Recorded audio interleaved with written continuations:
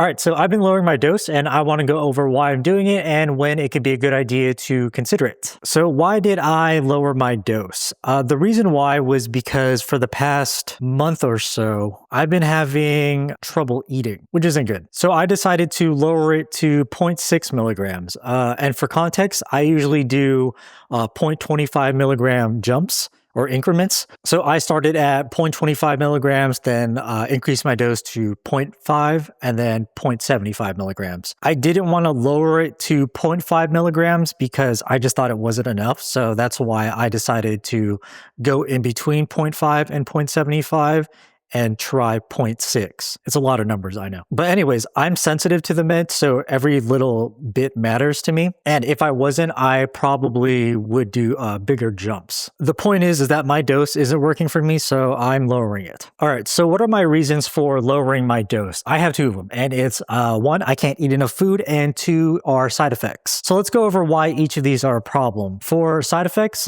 this is an obvious one. It usually just relates to quality of life being worse, like being nauseous every time you eat or being too full or bloated, which is uncomfortable. And whenever that happens, lowering your dose can be a good idea. As for not eating enough, it can lead to losing weight too fast or rapid weight loss. With that comes low energy, not being able to eat protein, which can lead to muscle loss and potentially even hair loss. But from my experience and what I've seen, hair loss for microdosers is a little bit rare. All right, now let me break down the first point, which is can't eat enough. So how I personally tell if I can't eat enough is I see how fast I'm losing weight and if I can't eat enough protein. I try to lose between 0.5% to 1% of my current body weight per week. If you use a weight tracking app, then you probably don't have to calculate it because most of them tell you if you're losing weight too fast or how fast you're losing weight. I use an app called Shotzi because it's GLP-1 related, but other apps like MyFitnessPal or MacroFactor can work as well. I don't like losing 0.5% per week. The reason why is because it's kind of slow for me.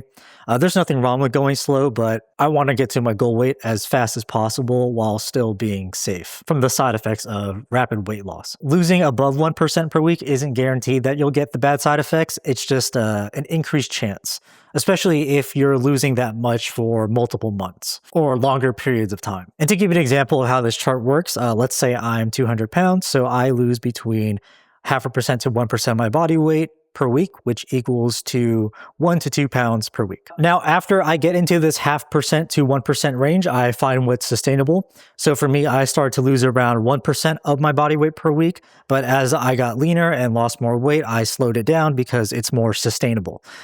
Sustainable generally meaning I maintain my energy levels and I don't feel sluggish. Because if I maintain that 1% loss, I'll just have a lot less energy. Now, what is sustainable is highly subjective and it mostly depends on the person. Okay, for protein, I aim for 0.7 grams to 1 gram per pound of goal body weight every day. If I can't eat that amount every day, then I have an increased chance of losing muscle while losing weight. Which I don't want. Now, it's important for me to mention it says goal body weight instead of current body weight, like I mentioned in the last slide. But if you want, you can do your current body weight if you're at a healthy weight for your height and age. It's up to you. Okay, let's talk about how I measure protein. So I use my own variation of what's called hand portions. Some people count calories and macros, which I used to do for close to like 10 years, I think. But I didn't want to do it anymore. I like using hand portions because they're easy to do and they're pretty flexible. It's not as accurate as counting calories and macros, but it's good enough for me. So how do I use hand portions? I pretty much get a solid protein food. So think chicken, steak, fish, chicken like in this picture. And I try to shape it to the size of my fist with the thumb in the inside. One fist is equal to around 25 to 30 grams of protein. It's a range because people have different fist sizes.